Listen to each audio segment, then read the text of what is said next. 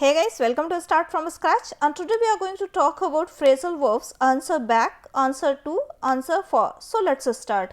तो आज हम इस वीडियो में 3 phrasal verbs के बारे में बात करेंगे जो कि है answer back, answer to और answer for. So अब सबसे पहले हम पहला देखते हैं, हमारा क्या है answer back.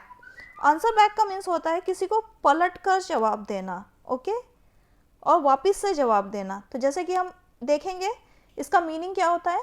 To reply rudely to someone in authority means जो भी अथॉरिटी में है, आपसे उच्च पद पर है, उसको अशिष्टतापूर्ण ढंग से जवाब देना. रूडली का मतलब क्या हो गया, नॉर्मल तरीके से ना बिहेव करके अशिष्टतापूर्ण ढंग से जवाब देना.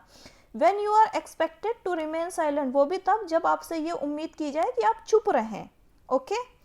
तो दूसरा इसका मीनिंग क्या है, रिप्लाई इम्पर्टिनेंटली. इम्पर्टिनेंटली मीन्स होता है कि असंगत रूप से, मीन्स नॉर्मल ना हो करके सेम रूड तरीके से जवाब देना. जैसे नॉर्मल में हम नहीं देते हैं तो उसका अपोजिट असंगत रूप से जवाब देना. और टू टॉक बैक और पलट कर जवाब देना. तो इन दोनों का एग्जाम्पल हम देखेंगे. जैसे कि ये पहला हमारा, आई एम योर टीचर, मैं तुम्हारा शिक्षक हूँ, don't answer back, okay, means पलट कर जवाब मत दो. वेयर आर योर मैनर्स, तुम्हारे शिष्टाचार कहाँ हैं. तो मैनर्स का मतलब होता है यहाँ पे शिष्टाचार. फिर है सेकेंड है हमारा, her mother was shocked. Shocked means होता है हैरान रह जाना. उसकी माँ शॉक हो गई या हैरान रह गई. When she started answering her back, जब उसने उन्हें पलट कर जवाब देना शुरू किया.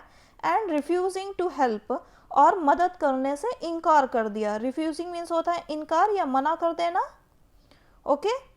तो आंसर बैक का मतलब समझ में आ गया. To reply rudely to someone in authority when you are expected to remain silent, किसी को पलट कर जवाब देना जब आपसे यह उम्मीद की जाए कि आप चुप रहें, ओके. सेकेंड मीनिंग होता है आंसर बैक का कि कुछ समय के बाद में उत्तर देना. यहाँ पे इसका मतलब क्या है, उत्तर देना. जैसे कि reply to a question at a later time, किसी भी प्रश्न का आंसर कुछ समय के बाद में देना, ओके. तो जैसे कि हो गया यहाँ पे एग्जाम्पल में हम देखेंगे, please answer me back before the end of the week, means कृपया सप्ताह के अंत से पहले मुझे उत्तर दें. मीन्स सप्ताह खत्म होने के पहले ही मुझे उस चीज का, उस प्रश्न का आंसर दे दें. तो इन दोनों में डिफरेंस समझ में आया. ये दोनों मीनिंग होते हैं आंसर बैक के. चलो नेक्स्ट देखते हैं. नेक्स्ट है हमारा answer to. Answer to means क्या होता है, बी अकाउंटेबल और रिस्पॉन्सिबल टू. अकाउंटेबल का मतलब होता है जवाबदेह, किसी के प्रति आप जवाबदेह हैं. या रिस्पॉन्सिबल मीन्स या जिम्मेदार हैं, ओके, और जिम्मेदार या उत्तरदायी हैं. तो जैसे कि है एग्जाम्पल में देखेंगे, I am above you in the hierarchy Jim, so you should be answering to me. I am above you, मैं तुमसे पद में ऊपर हूँ. हायरार्की मीन्स होता है पद क्रम में, इसका मतलब होता है पद के क्रम में, मीन्स मैं पोस्ट में तुमसे ऊपर हूँ, जिम.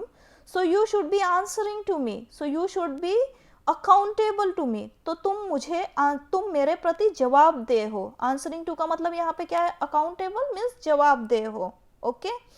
फिर सेकेंड है जैसे बी रिस्पॉन्सिबल. रिस्पॉन्सिबल मीन्स जिम्मेदार होना, टू बी जिम्मेदार होना. और बी कंट्रोल्ड बाय समवन, और यह किसी के द्वारा नियंत्रित होना. जैसे कि आप जॉब करते हो तो आपको कौन नियंत्रित करता है, कौन कंट्रोल करता है, बॉस करता है. तो सेम वे, तो यहाँ पे जैसे सेंटेंस में देखेंगे, who do you answer to in your job. Answer to means who do you controlled by और who do you responsible to in your job. तो आंसर टू का मतलब यहाँ पे क्या हो गया कि मीन्स तुम्हें कौन कंट्रोल करता है, मीन्स या तुम्हें किसको जवाब देना होता है. So who do you answer to in your job, तुम अपने नौकरी में किसको जवाब देते हो, मीन्स किसके प्रति जवाबदेह हो, या रिस्पॉन्सिबल हो, या जिम्मेदार हो, ओके. तो यहाँ पे इसका मीनिंग क्या हो जाएगा, जिम्मेदार. नेक्स्ट देखते हैं आंसर टू का तीसरा मीनिंग क्या होता है, justify oneself to someone, means अपने आप को सही ठहराना. जस्टिफाई मीन्स होता है सही ठहराना, मीन्स खुद को सही ठहराना, ओके. तो इसका सेंटेंस में हम एग्जाम्पल देखेंगे, you are going to have to answer to all of these charges to my satisfaction.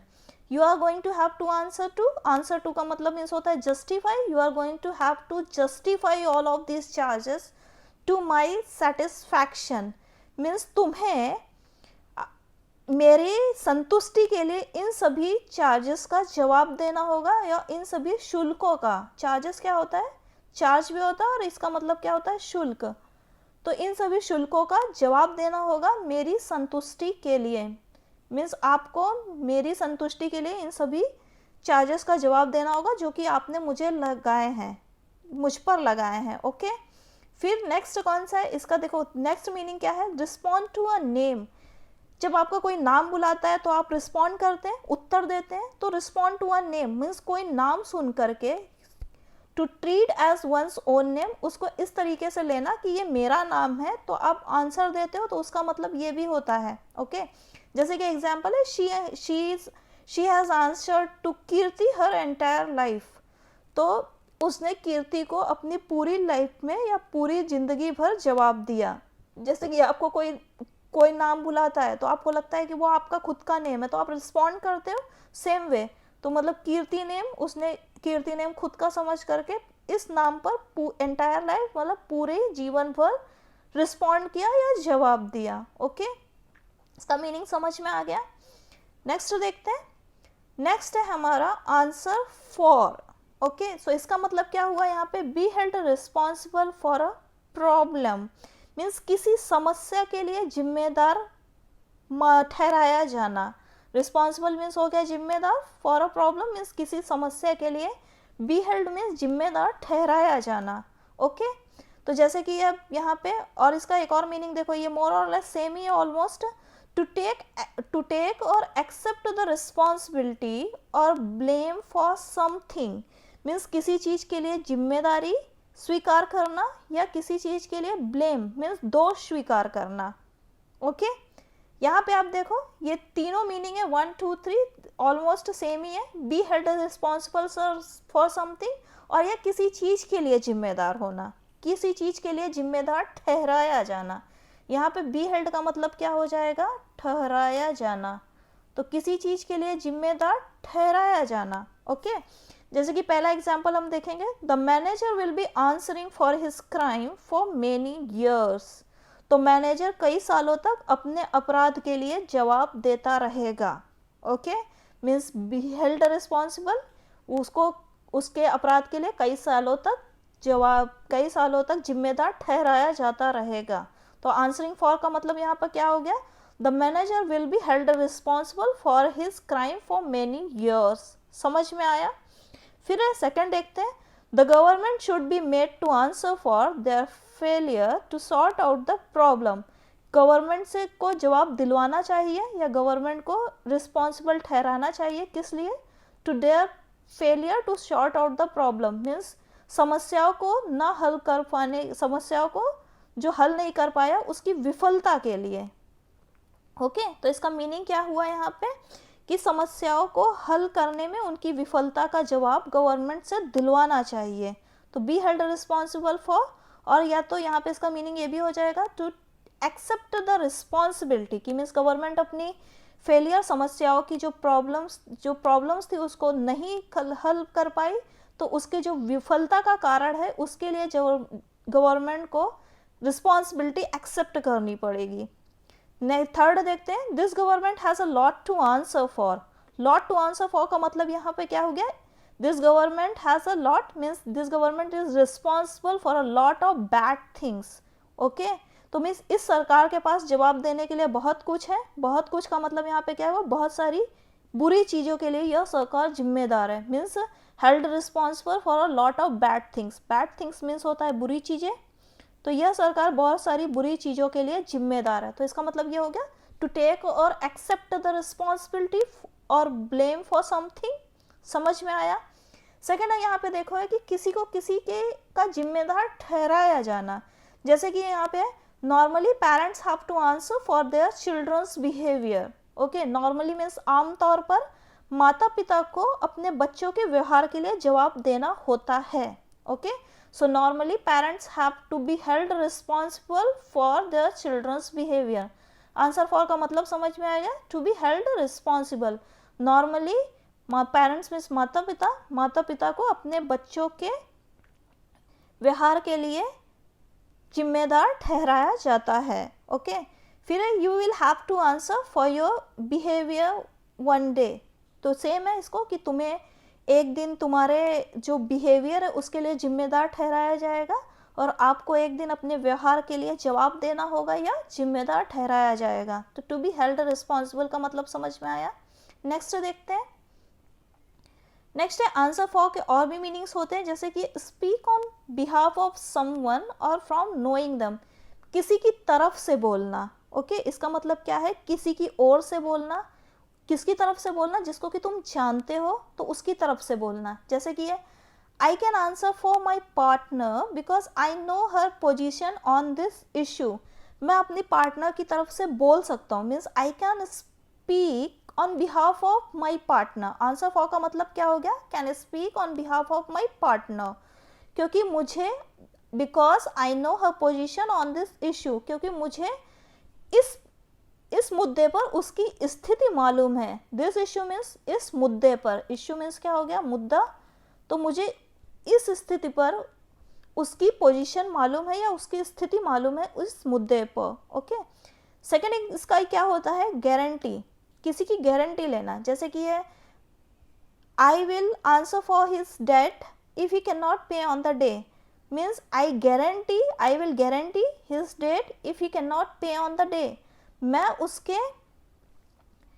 उसकी जिम्मेदारी लेता हूँ या गारंटी लेता हूँ उसके ऋणों की, अगर वो टाइम पे नहीं पे कर पाया। तो इसका मतलब क्या हो जाएगा कि मैं उसके ऋणों का उत्तर दूंगा या ऋणों को चुकाऊंगा। ऋण मीन्स होता है उधार, चुकाऊंगा यदि वह समय पर भुगतान नहीं कर पाया। कांट पे मीन्स होता है कि भुगतान ना कर पाना या जो उधार है वो चुका नहीं पाना। तो इसका एक और मीनिंग क्या हो गया, गारंटी। फिर क्या होता है, वाउच फॉर। वाउच फिर मीन्स होता है जमानत देना, to attest to the character of someone. किस लिए, कि मीन्स आप किसी के चरित्र की पुष्टि करते हैं। ओके, तो इसका मतलब क्या होता है, वाउच फॉर भी। जैसे कि she has known me for many years and she is always answered for me. तो आंसर्ड फॉर मी मीन्स होता है वाउच फॉर मी। ओके, तो वह मुझे कई सालों से जानती है और वो उसके लिए हमेशा उसने इसकी पुष्टि की है, मीन्स मेरे चरित्र की पुष्टि की है, क्योंकि वो मुझे जानती है कि मैं कैसी हूँ कैसी नहीं हूँ। ओके, एक और इसका मीनिंग क्या होता है, to promise that somebody has a particular quality और can be relied on to do something. Means किसी को ये भरोसा दिलाना। प्रॉमिस मीन्स होता है वादा करना या वचन देना या किसी को भरोसा दिलाना। That somebody has a particular quality, somebody means किसी के अंदर एक विशेष गुणवत्ता है या गुण है, और can be relied on to do something, और या कुछ भी करने के लिए उसके ऊपर भरोसा किया जा सकता है। जैसे कि एग्जाम्पल में देखेंगे, I can answer for her honesty, तो मैं उसकी ईमानदारी के लिए जवाब दे सकता हूँ या मैं उसकी ईमानदारी के लिए आपको भरोसा दिला सकता हूँ। सेकेंड एग्जाम्पल देखेंगे, एन शेज, एन का कहना है या एन कहती है she can answer for his ability to the job well, to do the job well.